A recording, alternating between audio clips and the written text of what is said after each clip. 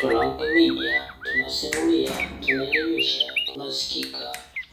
Karibu kwenye safu nyingine ya maarifa na mwangaza wa jamii.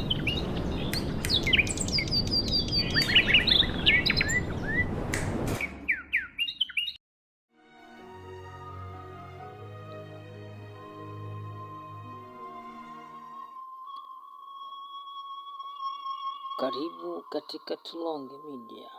Leo tunazungumzia kwa nini Tanzania ni hazina ya kipekee ya utalii wa asili duniani. Kama unapenda maudhui haya, usisahau kusubscribe, kulike na kushiriki kwa wengine.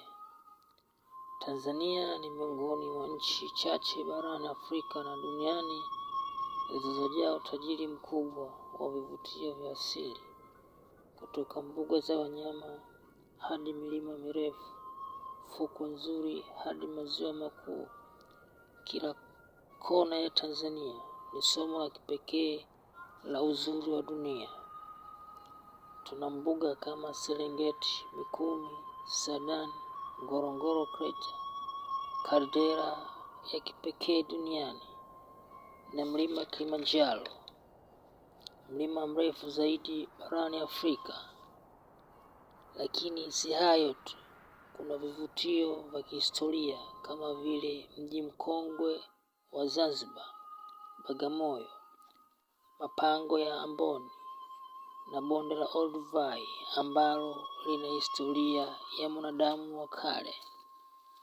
Tanzania pia ina jamii zenye tamaduni wa kuvutia, Wamasai na Wahadzabe, wote wakichangia katika urithi huu wa kipekee. Kwa nini twende mbali wakati Tanzania yetu ina kila sababu ya kuvutia watalii kutoka kila pembe ya dunia? Hii ni fursa ya ajira, maendeleo na kutangaza nchi yetu kimataifa. Hebu tuenzi hazina hii ya asili, tuitembelee, tuhifadhi na kutangaza. Utalii si kwa wageni tu, bali pia kwa Watanzania wote. Asante kwa kutazama video hii.